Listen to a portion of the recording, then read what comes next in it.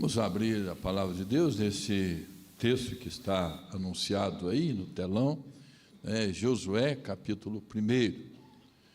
Josué, capítulo 1, e nós vamos ler do versículo 1 até o versículo 9. Trata-se de um texto muito conhecido do povo evangélico e até muito pregado também, né? Então vamos ler esse texto e queremos aprender com esse texto, né? Deus anima Josué. Depois que Moisés, servo do Senhor, morreu, o Senhor falou a Josué, filho de Num, auxiliar de Moisés, dizendo: Moisés, meu servo, está morto. Prepare-se agora e passe este Jordão, você e todo este povo, e entre na terra que eu vou dar aos filhos de Israel. Todo lugar em que puserem a planta do pé, eu darei a vocês, como prometi a Moisés. O território de vocês irá desde o deserto do Líbano até o grande rio, o rio Eufrates, estendendo-se através de toda a terra dos heteus e até o Mar Grande, na direção do poente do sol. Ninguém poderá resistir a você todos os dias da sua vida. Assim como estive com Moisés, estarei com você. Não o deixarei, nem o abandonarei. Seja forte e corajoso, porque você fará este povo herdar a terra que, sob juramento, prometi dar aos pais deles. Tão somente seja forte e muito corajoso, para que você tenha cuidado de fazer segundo toda a lei que o meu servo Moisés lhe ordenou. Não se desvie dela, nem para a direita, nem para a esquerda, para que seja bem-sucedido por onde quer que você andar. Não cesses de falar deste livro da lei. Pelo contrário, medite nele dia e noite, para que você tenha o cuidado de fazer segundo tudo o que nele está escrito. Então você prosperará e será bem-sucedido. Não foi isto que eu te ordenei? Seja forte e corajoso. Não tenha medo, nem fique assustado, porque o Senhor, seu Deus, estará com você por onde quer que você andar. Amém? Vamos orar mais uma vez, irmãos. Senhor nosso Deus, nós estamos aqui na tua casa de oração, com o coração alegre, porque tivemos a oportunidade de louvar o Senhor com as nossas vozes, ó Pai. E agora, ó Pai querido, nós acabamos de ouvir a leitura da tua palavra e nós queremos ser alimentados com esta palavra, Senhor. Se esse texto está escrito, a forma que ele está escrito, o conteúdo que tem nesse texto, ó Pai, se chegou até nós, é porque o Senhor tem propósito para nós. O Senhor tem propósito com essa exposição, esse fato histórico que aconteceu naqueles dias, ali nos dias de Josué, ó Pai. Então nós te pedimos, ó Pai, fala, Senhor, a cada coração, ó Pai querido, que a exposição desse texto, ó Pai, possa ser bênção, possa ser edificação nas nossas vidas, ó Pai querido, que sejamos edificados com esse aprendizado, e que aquilo que a gente aprender nesse texto aqui, ó Pai, já faça diferença na nossa segunda-feira, ó Pai querido, na nossa semana, na nossa casa, no nosso ministério, na nossa igreja, ó Pai querido, porque o Senhor tem propósito para esta noite no coração de cada um, ó Pai. O teu servo é limitado, ó Pai querido, mas o teu Espírito Santo é ilimitado. Que o teu Espírito Santo esteja completando a obra em cada coração, ó Pai. E que o teu Espírito Santo esteja conduzindo o teu servo. E tudo aquilo que o Senhor já colocou no seu coração nesses dias, ó Pai, que o Senhor esteja agora, na unção do Senhor, colocando na sua boca, para que ele seja a boca de Deus aqui nesta noite, ó Pai. Nós oramos agradecidos no nome santo, bendito e maravilhoso do Senhor Jesus. Amém. Amém. Meus queridos, no domingo passado nós pregamos sobre o chamado de Moisés. Chamado de Moisés, uma referência, um chamado modelo para todos os chamados do Senhor nos seus ministérios, na sua obra. Então, todos chamados, de uma certa forma, ele se encaixa no chamado de Moisés. Agora, esse texto que nós estamos lendo aqui não é chamado. Aqui ele não está chamando Josué. Se você olhar o começo do texto, o título, que embora seja uma nota do editor, não está escrito o chamado de Josué, mas está escrito assim: Deus anima Josué. Porque Josué já havia sido chamado, e Josué já trabalhava com o seu líder, com Moisés, ele era um auxiliar.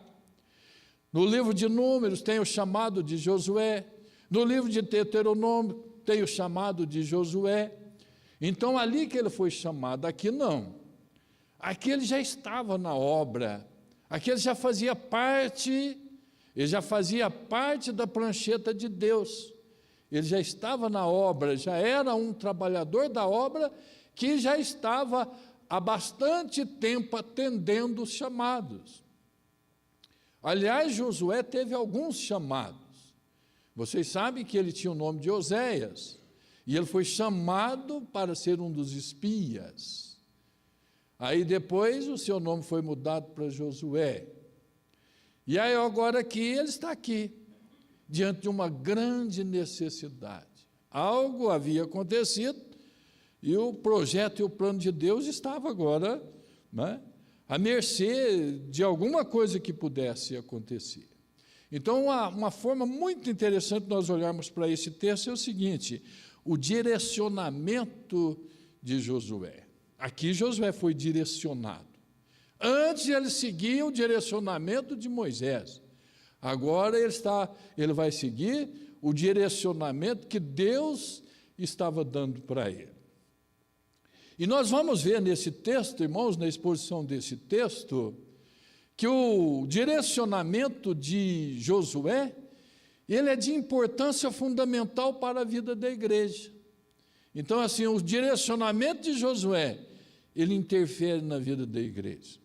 O direcionamento de Josué é uma forte orientação para a igreja, na forma como as coisas acontecem e como está sendo exposto aqui esta palavra. Meus queridos, todo o Antigo Testamento é muito importante.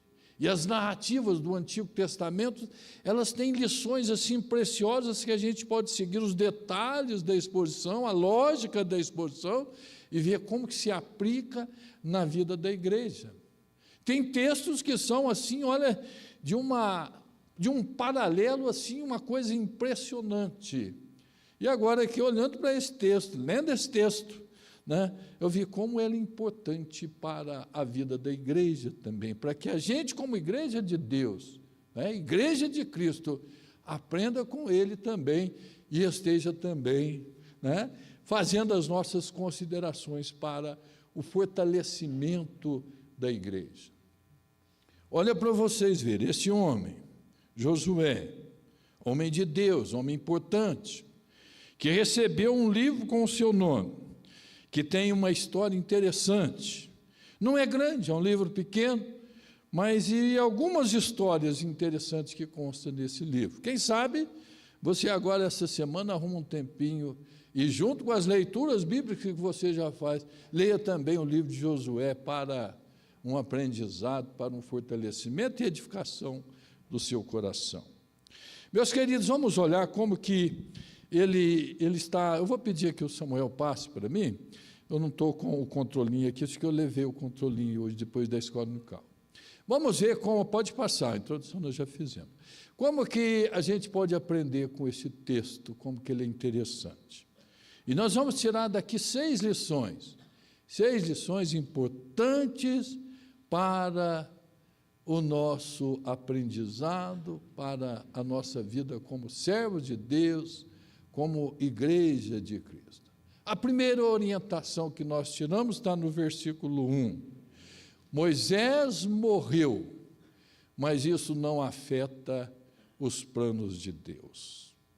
Olha para vocês verem, mas depois que Moisés, servo do Senhor, morreu, o Senhor falou a Josué, filho de Num, auxiliar de Moisés, dizendo: meus queridos, não houve mudança nos planos, não houve correção nos planos, o plano era o mesmo, tirar o povo do Egito e colocar o povo dentro da terra prometida e fazer com que aquele povo cresça, multiplique e seja um celeiro de Deus para abençoar todas as nações. Mas acontece o seguinte, o principal homem, aquele que era o que o Senhor havia tirado lá do Egito, já havia colocado como um servo do Senhor para fazer aquela obra, antes que a obra acabe, ele então morreu.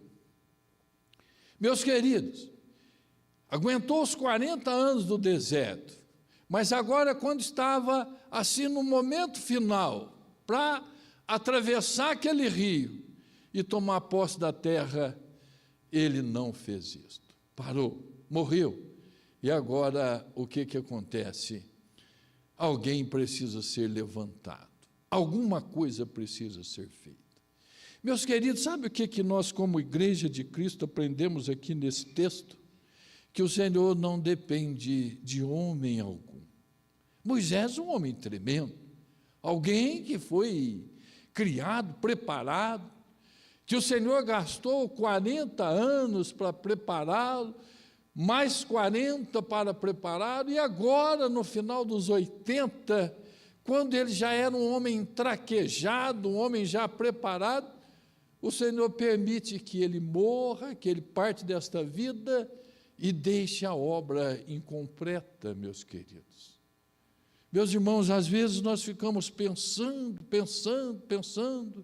como é que vai acontecer se aquele homem falhar, o que vai acontecer se aquele líder falhar, né? Se acontecer isto, como que nós vamos substituir, como que vai ser?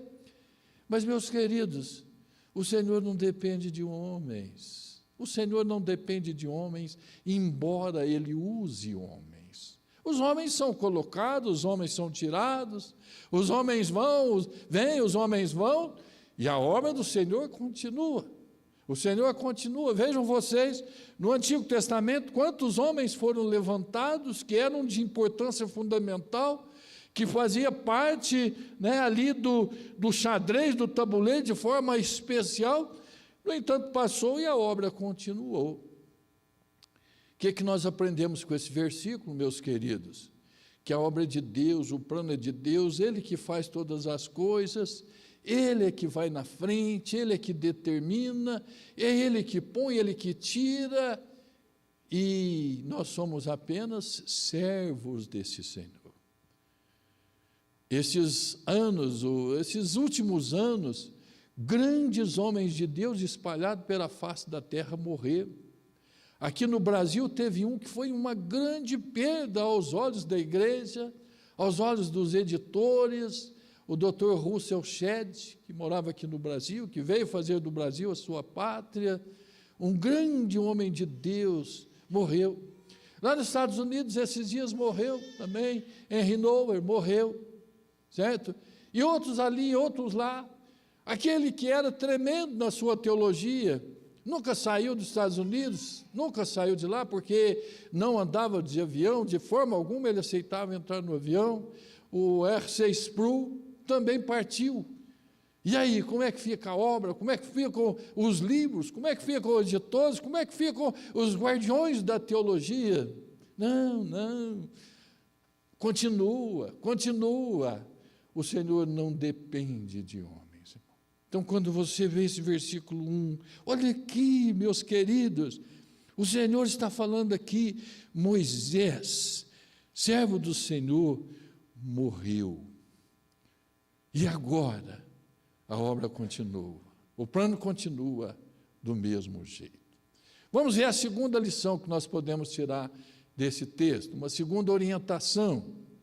Olha para vocês verem, né? Josué era o auxiliar de Moisés, mas precisava se preparar para cruzar o Jordão e conduzir o povo à posse da herança que já estava prometida. Meus queridos, ele diz aqui, olha, no final do versículo 1, filho de Num, auxiliar de Moisés, aí o Senhor fala com ele, de uma forma, ali o Senhor comunica com Josué, Moisés, meu servo está morto, prepare-se agora e passe esse Jordão, você e todo este povo, e entre na terra que eu vou dar aos filhos de Israel. Moisés, meu servo, está morto. Agora é com você. Prepare-se e passe o Jordão. Prepare-se e cruze o Jordão, você e todo este povo. Meus queridos, Josué já era um homem traquejado. Josué era um valente de batalhas, de guerra, era um soldado treinado. Josué acompanhou Moisés em todos os passos. Subiu com Moisés no Sinai, quando foi receber as tábuas da lei. Manteve uma certa distância, mas viu os feitos de Deus, assistiu junto com os anciãos às grandes maravilhas de Deus.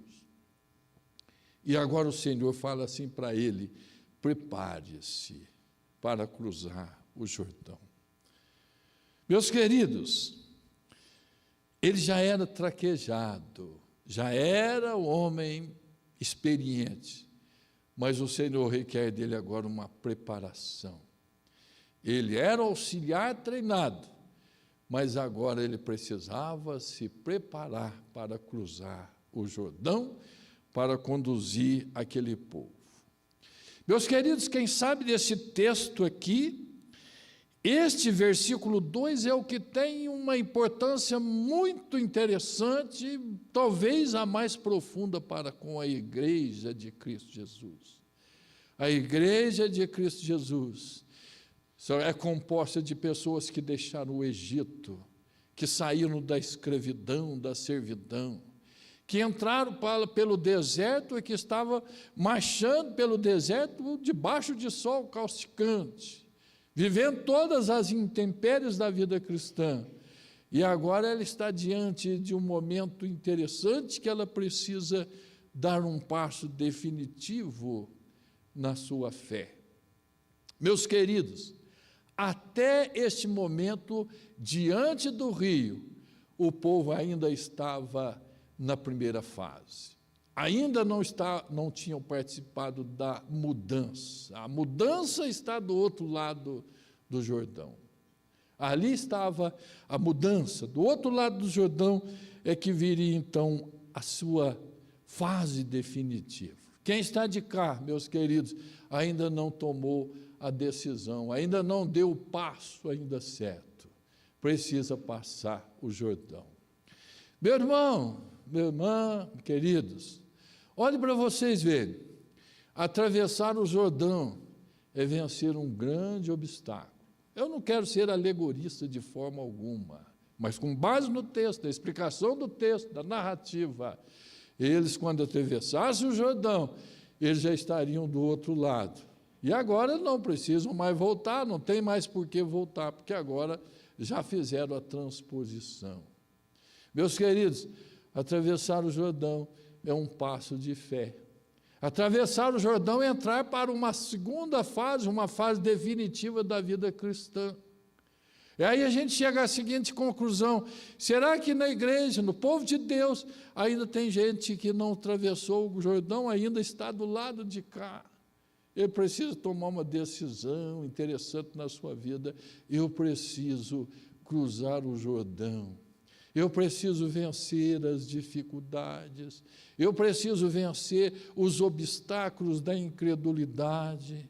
Eu preciso vencer os obstáculos do mundanismo, de um coração mundano, um coração que ainda está apegado às coisas deste mundo, que ainda está, iludido com as coisas do mundo, mas precisa tomar uma atitude de cruzar o Jordão. O reverendo Hernandes Dias Lopes tem uma mensagem que ele fala: você precisa cruzar o seu Jordão. E aí ele trabalha o tempo todo nessa parte de cruzar o Jordão, que muitas pessoas ficam aquém do Jordão e não tomam o passo definitivo. São pessoas que marcam passos e nunca tomam a decisão de cruzar o Jordão. Eu conheci um senhor, um jovem senhor, por onde passei, nas antigas igrejas por onde passei, ali no Triângulo Mineiro. Tinha lá um homem que ele estava há 40 anos na igreja, era gente fina, era pessoa interessante, uma pessoa maravilhosa, mas 40 anos ele estava e ele nunca aceitou passar pelo batismo, nem fazer a sua pública profissão de fé. E a gente falava com ele, eu sei o nome dele, falava com ele, e aí? Ele dava uma risadinha assim, e não tomava essa decisão de passar o Jordão. Meus queridos, num determinado momento da vida, aqueles que ainda não cruzaram o Jordão, que ainda não, ele mesmo se sente no coração, que ainda não fez uma dedicação de consagração do Senhor da sua vida, embora entenda que Jesus é o Salvador, embora entenda que Jesus fez tudo pela salvação, mas ele ainda está marcando passo, e não toma essa decisão de cruzar o Jordão. Meus queridos, agora é que ele fala assim: prepara Josué, prepara para cruzar o Jordão e levar este povo, passar o Jordão e fazer também este povo passar o Jordão. Aí agora olhando para o líder era Josué, olhando para os líderes da igreja, para os pastores, para os presbíteros, para os missionários, eles têm uma tarefa muito interessante.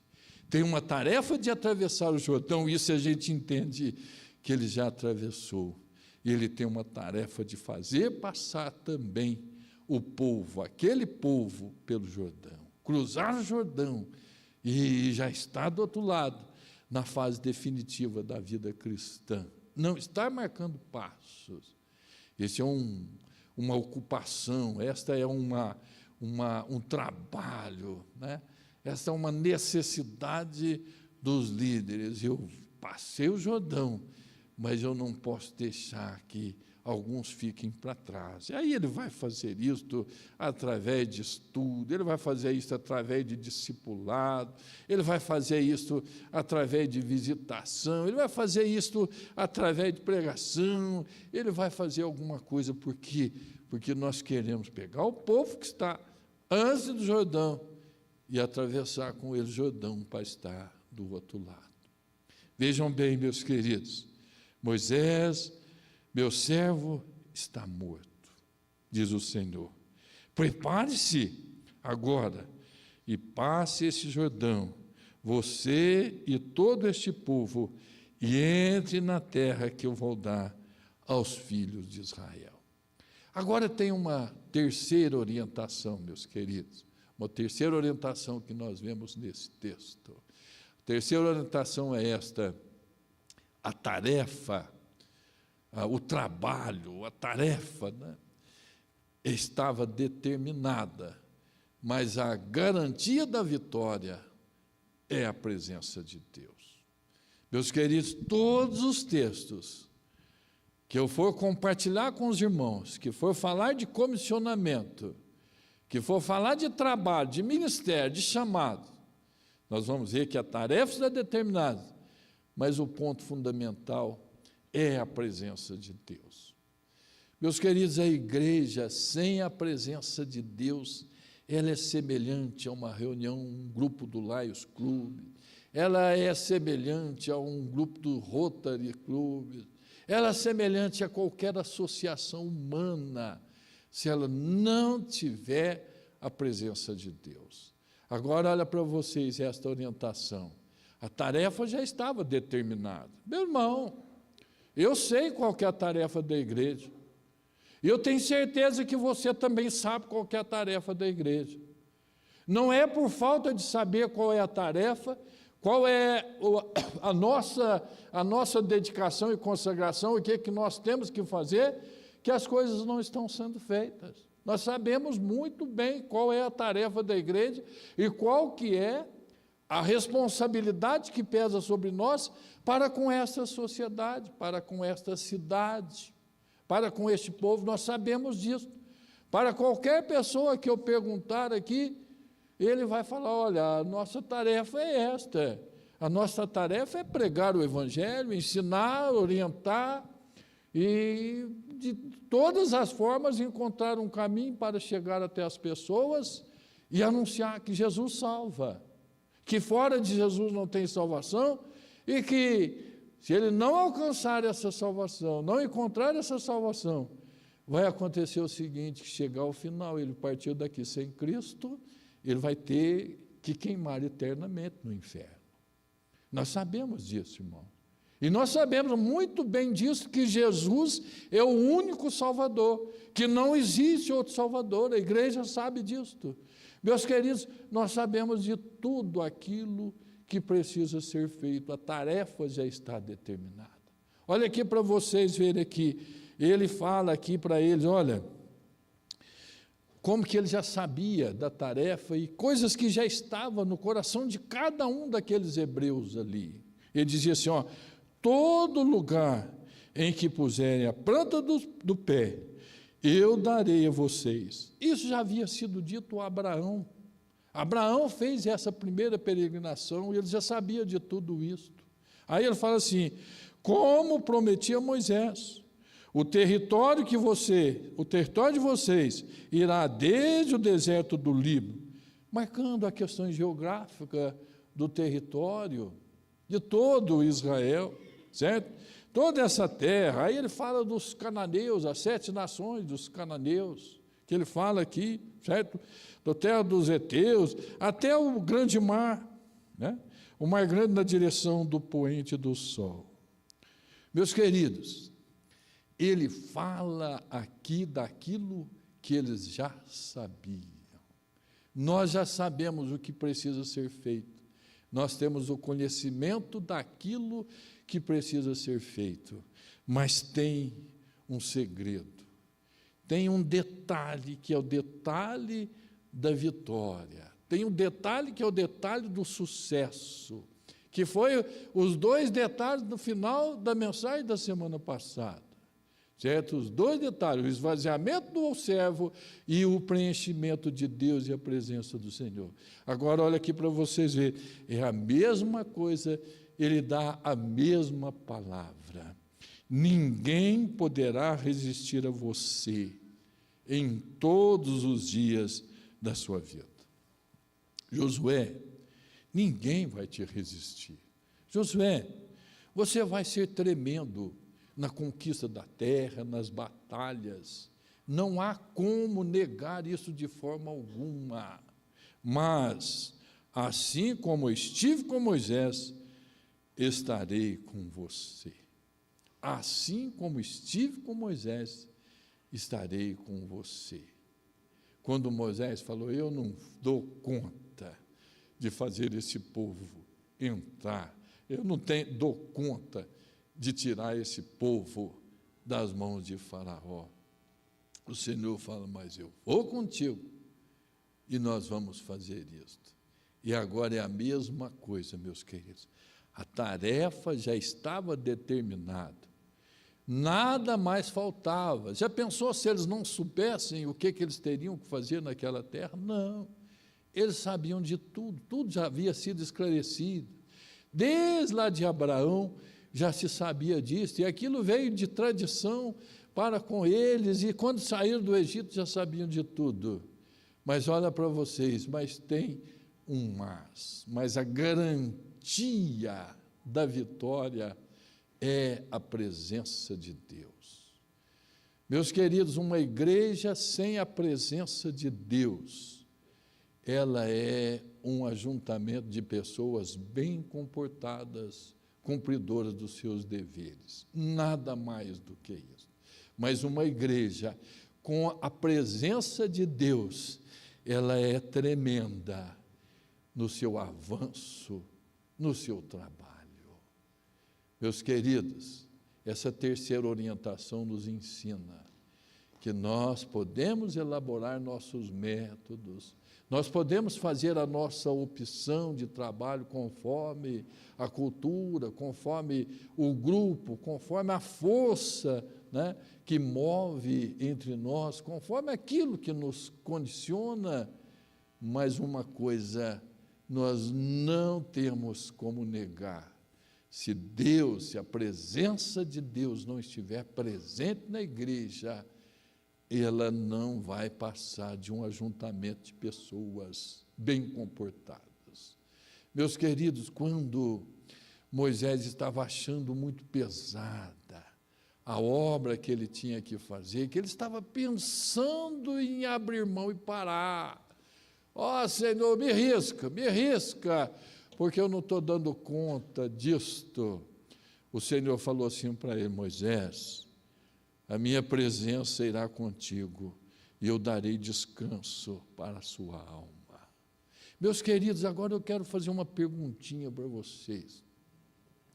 Como que a igreja vai estar cheia da presença de Deus? Como que a igreja vai estar cheia da presença de Deus? No esforço do pastor?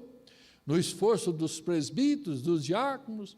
No esforço dos líderes ministeriais?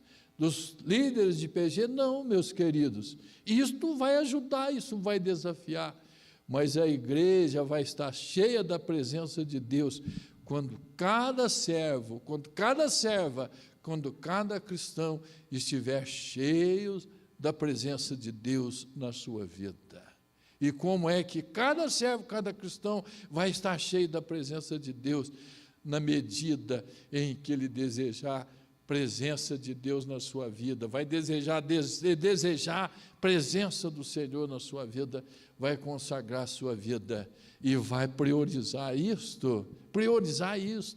Eu quero Deus na minha vida. Meus queridos, quando que um lar, uma família vai estar triunfando, vai estar vencendo, vai estar realmente sendo uma família missionária, uma família abençoada, uma família abençoadora? Quando ela estiver cheia da presença de Deus. Quando que um pequeno grupo que se reúne nas casas, num dia da semana, quando é que um pequeno grupo vai estar fruindo, vai ser bênção, vai curar, vai trazer cura, vai trazer transformação, vai alcançar pessoas? Quando é que um pequeno grupo vai fazer isso? Quando ele estiver cheio da presença de Deus. Quando é que um pastor vai ser bênção na comunidade, vai abençoar o povo, vai trazer bênção realmente para a comunidade? Quando ele estiver cheio da presença de Deus.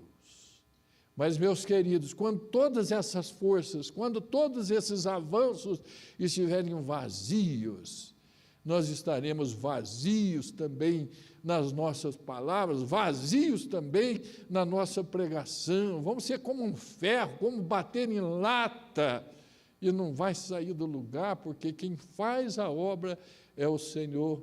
Não é o meu argumento, não é o seu argumento, não são os nossos argumentos, e nem a gente querer dizer que a igreja presbiteriana é uma igreja que faz parte da tradição da reforma, uma igreja que tem um compêndio doutrinário, aliás, é um sistema.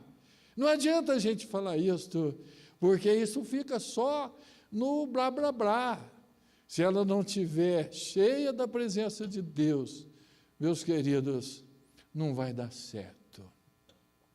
Josué já era um auxiliar experimentado. Josué é aquele que não aceitou incredulidade quando trouxe o relatório. Ele e Caleb foram 2 homens fora de série. Mas agora o Senhor fala para ele: prepara para cruzar o Jordão. Prepara para cruzar o Jordão e fazer este povo atravessar. E você vai ver, no livro de Josué todo, que Josué foi uma pessoa que buscou se encher da presença de Deus em todo instante. Ele era um homem da batalha, ele era um soldado guerreiro, mas ele era um guerreiro espiritual. E no final da sua vida, lá no final, quando ele chama o povo, ele faz um teste para o povo: se vocês quiserem, eu com minha casa vamos fazer isso. Se vocês não quiserem, escolha o que vocês querem, mas eu já fiz a minha escolha. Meus queridos, vamos ver qual que é a 4ª orientação do texto, nesse direcionamento de Josué. Na 4ª orientação, Deus ordena que ele seja forte e corajoso para conduzir aquele povo à posse da herança. Você vai perceber, ou já percebeu, talvez isso seja alguma das coisas que te deixava intrigado com esta passagem. O Senhor faz isso por 3 vezes para com ele. 3 vezes o Senhor dá quase que as mesmas palavras, com poucas modificações, e a mudança que tem não tem grande significado, nenhum comentarista faz alguma analogia, alguma coisa assim para destacar essa colocação de Josué.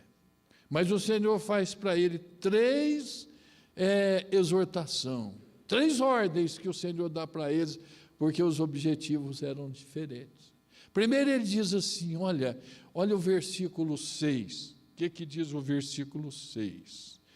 Seja forte e corajoso, porque você fará este povo herdar a terra que sob juramento prometi dar aos pais deles. Esta é a primeira exortação de Deus para com Josué. Seja forte, seja corajoso, porque você fará este povo herdar a terra que prometi aos pais deles. Esta é a primeira exortação. Ele precisava ser forte, ele precisava ser corajoso, porque ele ia enfrentar muitas lutas. Ele ia enfrentar, de começo ele ia enfrentar um rio caudaloso naqueles dias. Logo em seguida ele ia enfrentar uma muralha de Jericó, e ele precisava ser forte, ser corajoso. Quem sabe o Senhor olhou para ele e falou assim: olha, eu creio que em algum momento ele pode querer fraquejar, em algum momento ele vai querer fraquejar, porque, olha, a tarefa é por demais complicada, por demais pesada, e ele precisa de um fortalecimento. Aí o Senhor não tinha prometido a presença? A minha presença irá com você. Nos capítulos seguintes aqui acontece um fato muito interessante. Quando Josué estava correndo por ali, nas suas lidas, nas suas atividades, o próprio Senhor Jesus apareceu para ele. Jesus apareceu para Josué. Eu não sei se você já sabia disso, já havia pensado nisso, mas ele encontra com um homem, né, um soldado armado com uma espada, e ele olha para aquele homem e ele fala assim: quem és tu? O Senhor é um dos nossos ou um dos nossos adversários? Aquele ser que estava ali diante dele respondeu: não sou, nem isso nem aquilo, eu sou um príncipe do exército do Senhor e acabo de chegar. Tire a sandália dos seus pés, porque o lugar que você está pisando é terra santa. Meus queridos, ele não havia prometido: a minha presença irá contigo, e eu te darei vitórias, e ninguém poderá te resistir. Meus queridos, em determinados momentos da vida, nós precisamos de um fortalecimento especial do Senhor. Determinados momentos da vida, quando a gente pensa: olha, eu não dou conta, eu não estou dando conta, a gente precisa de uma visitação especial do Senhor. E se o Senhor estiver no seu propósito, e ele estiver ali caminhando, e aquilo estiver tendo ressonância, ele vai fazer isto, é uma coisa que ele vai fazer. Meus queridos, ele fala assim: olha, você vai atravessar e você vai fazer este povo herdar a terra. Meus queridos, esta orientação para a igreja que busca a presença de Deus, que confia na presença de Deus, que não coloca nos homens a sua confiança, que não coloca de forma alguma nos homens a sua confiança, ela depende do Senhor. E o Senhor, de uma forma toda especial, ele vai fazendo a obra e ela vai alcançando resultados. Ela vai alcançando resultados. Esta é a quarta orientação. Seja forte, seja corajoso, porque você vai fazer este povo herdar essa terra, tomar posse da sua herança. Meus queridos, vocês já pensaram se lá no céu nós vamos nos conhecer? Você vai conhecer o irmão, você vai conhecer, se a gente vai se conhecer, e aí a gente fala: olha, saímos do Egito, cruzamos o deserto, atravessamos o Jordão e tomamos posse da herança prometida pelo Senhor. E aí você vê o irmão, vê a irmã, você vê aquele outro, aquele que havia passado há muito tempo dessa vida. Eu creio, irmãos, que nós vamos conhecer sim, lá no céu. Mas eu conheço muito crente, muita gente fina, que acha que não vamos, mas eu creio que nós vamos nos conhecer. A minha esposa, acho que ela fala que não vai conhecer. Será que é porque ela não quer me conhecer lá, né? Alguma coisa desse tipo, né? Meus queridos, mas eu acho que nós vamos conhecer sim. E aí a gente vai falar, né? Olha, aquilo lá passou, e agora nós estamos aqui na posse da vida eterna. E quantos Josués o Senhor levantou para nos ajudar a transpor o Jordão. Meus queridos, essa é a quarta orientação. Tem a quinta. A quinta orientação desse texto é mais uma ordem do Senhor. Deus ordena que Josué seja forte e muito corajoso. Apareceu aí agora essa intensificação do conhecimento, da coragem, né? E muito corajoso para permanecer na palavra e não se desviar. Meus queridos, versículo 7.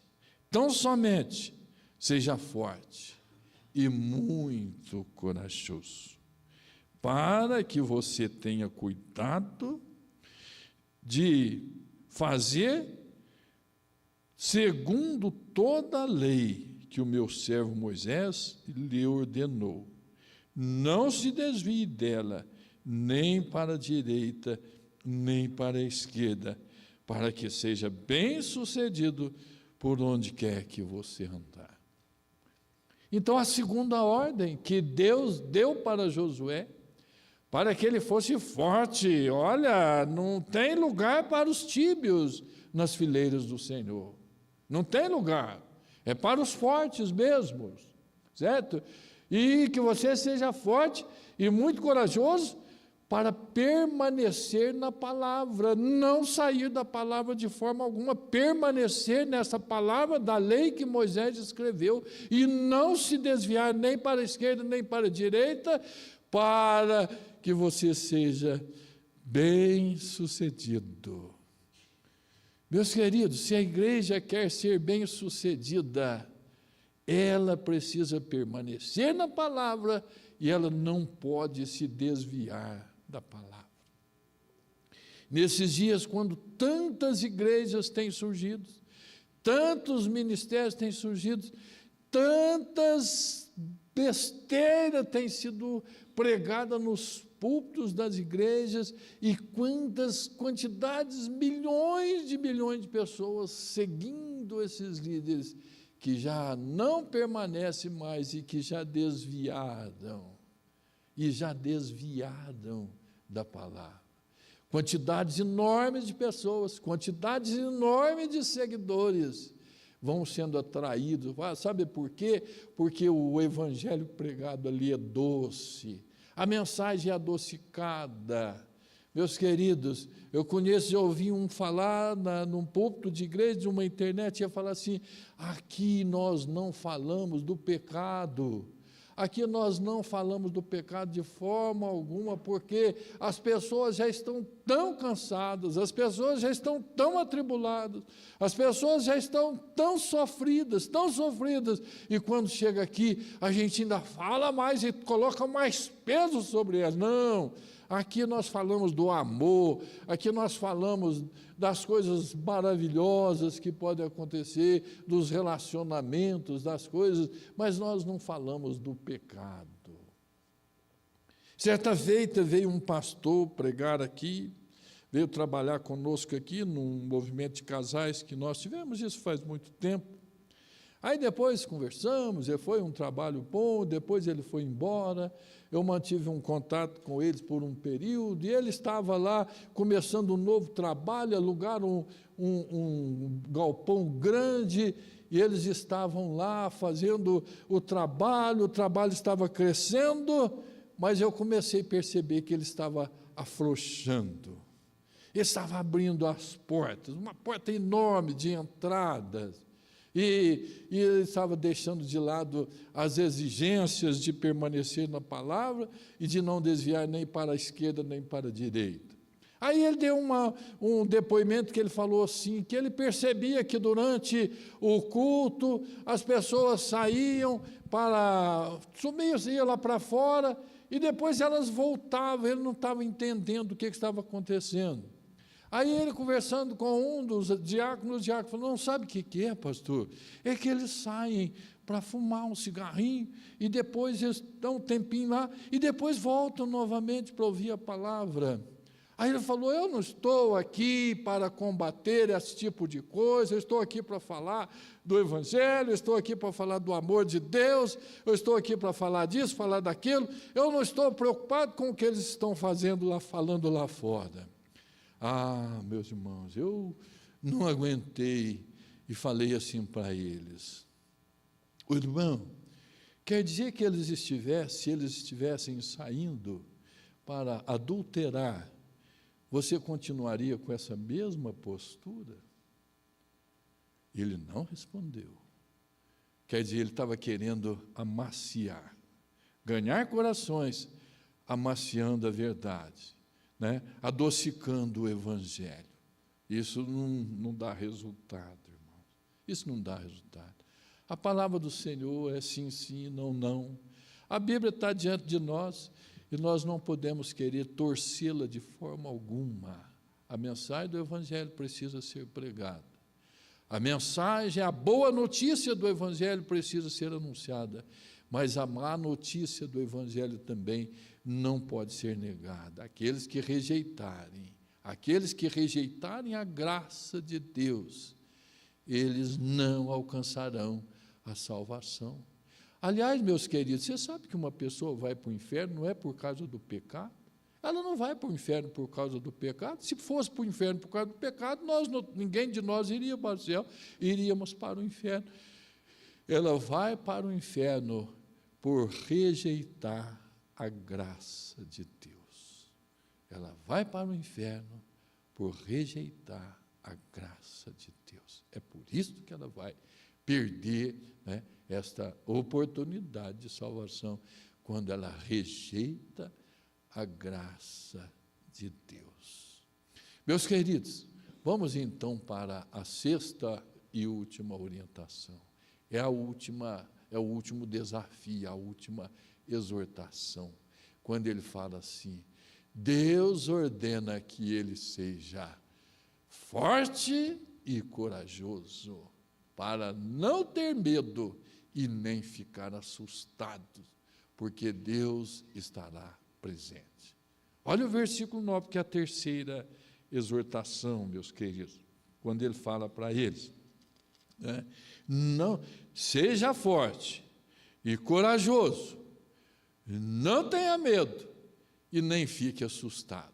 É essa a palavra. Seja forte, corajoso e não fique assustado, certo? Não tenha medo e nem fique assustado. Não foi isto que eu te ordenei? Lá atrás ele já havia falado. Não foi isso que eu ordenei? Seja forte e corajoso, não tenha medo, nem fique assustado, porque o Senhor, seu Deus, estará com você, por onde quer que você andar.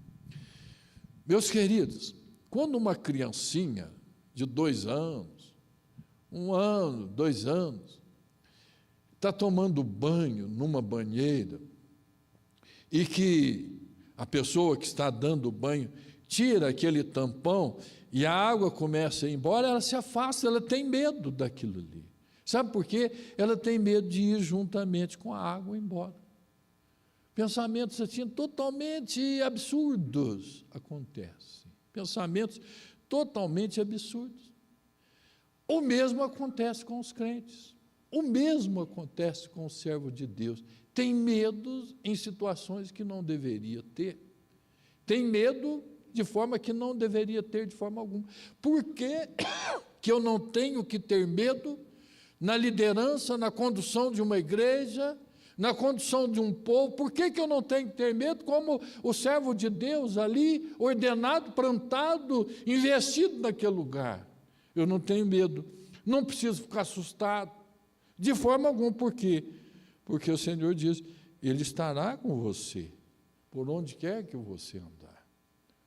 Então, meus queridos, não há razão para ter medo, não há razão para ficar assustado, não há razão para ter qualquer atitude negativa dentro do ministério, dentro da igreja. Sabe por quê?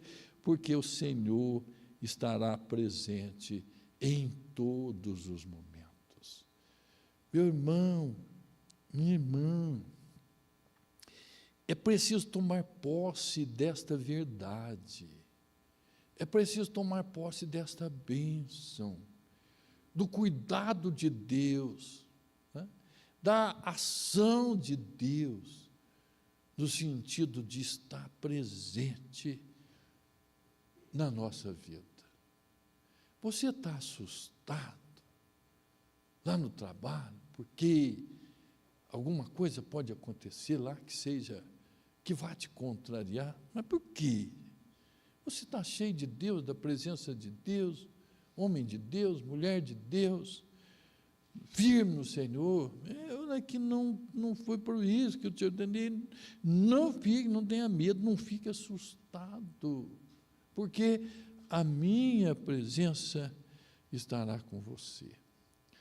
Meus queridos, no final dessa terceira ordem, nós temos que ter uma seguinte atitude. Nós temos que ter um seguinte posicionamento. Olha, a ordem de Deus é para eu ser forte. E eu preciso ser forte.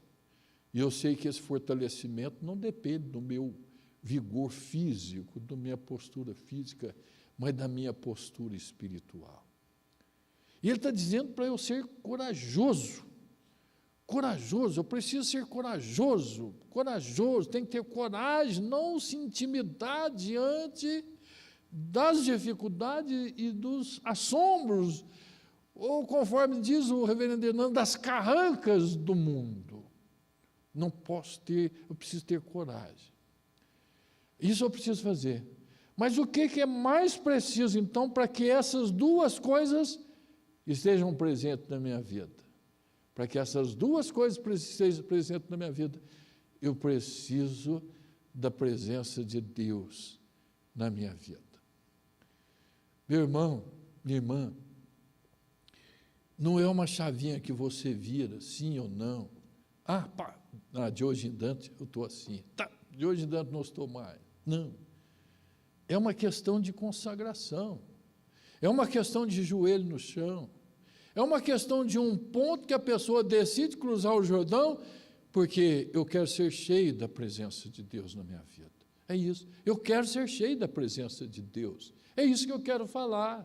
Eu quero entrar no meu quarto, fechar minha porta, colocar o joelho no chão e falar: Senhor, Senhor, eu quero ser cheio da sua presença na minha vida, porque eu sei que se eu for cheio da sua presença, se o meu coração estiver cheio do Senhor, eu sei que serei forte, eu serei corajoso, eu não vou ter medo, eu não vou ficar assustado, porque eu sei que o Senhor é aquele que pode todas as coisas, e eu sei que o Senhor tem poder, o Senhor é poderoso e pode fazer isto.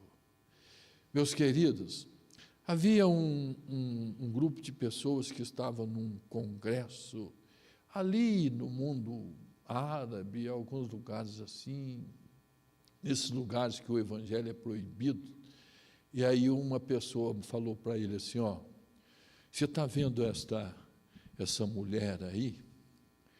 Estou vendo. Sabe o que ela faz? Uma mulher desse tamanho assim, não chegava a 1,30 m, uma chinesinha. O cara falou assim: sabe quantas pessoas que ela lidera nas igrejas subterrâneas da China? 10.000 pessoas. Uma mulher desse tamanho, uma chinesinha. E ela trabalhava, ela mantinha contato e mantinha essas 10 pessoas informadas dentro, do subterrâneo, das igrejas subterrâneas. Essa mulher entendeu esta mensagem aqui de Josué. Esse capítulo 6, esse versículo 6, esse versículo 7 e esse versículo 9. Seja forte, ela entendeu isso. Seja corajosa, ela entendeu isso. Não tenha medo e nem fique assustada. Olhar para uma pessoa, uma mulher daquele tamaninho, franzininha, e pensar que ela liderava um grupo de 10.000 pessoas no subterrâneo das igrejas do subsolo, do subterrâneo da China.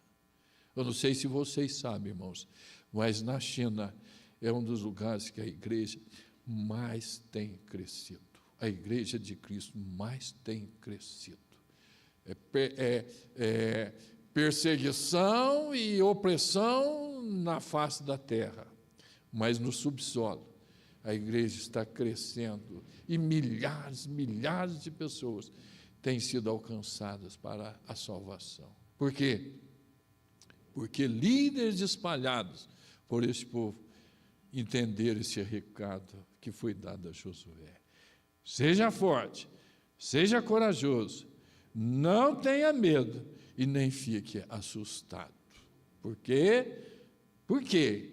Porque você é um especial, você tem algo especial, estou vendo uma energia? Não, porque eu estarei com você. E se eu estiver com você, você vai fazer aquilo que estiver determinado para fazer. A Igreja Presbiteriana de Poços de Caldas, ela precisa atravessar essa fase, e ela precisa ser forte, ser corajosa, e ela precisa continuar crescendo, continuar triunfando. Independente de homens, mas para isso ela precisa estar cheia da presença de Deus. Vamos então ao nosso momento da conclusão, meus queridos. Vamos ver, está muito claro aquele texto, eu quero ler com os irmãos aqui. Vamos ler juntos, irmãos? Vamos ficar de pé, vamos ler juntos, né? Vamos lá? O projeto de Deus para com Israel nunca dependeu do homem, embora Deus sempre o usou na sua obra. Deus levanta um servo para uma obra, quando este morre, Deus levanta outro para continuar, e assim até concluir aquela obra. Todos eles tiveram suas falhas, até que ele enviou Jesus. Este veio e não falhou. Ao final ele pôde dizer, tudo está consumado. Amém, amém.